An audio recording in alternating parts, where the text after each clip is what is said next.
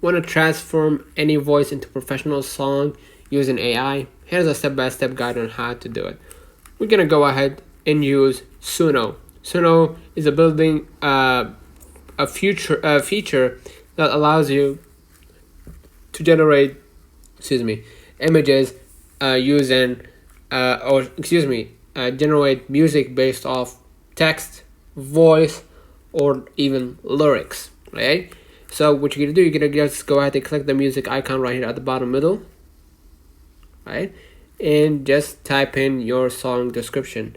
You can see right here the custom at the top left to add lyrics if you want to, right? And if you have an audio, just go ahead and agree to the terms and upload or record your audio.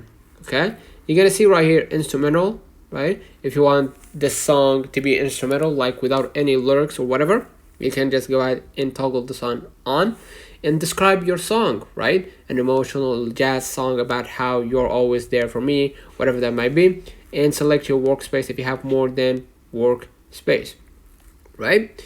And if you typed in your lyrics or described your song, you can just go ahead and hit create, and then you're gonna be able to see your workspace right here, right? And you're gonna be able to hear, of course, the music.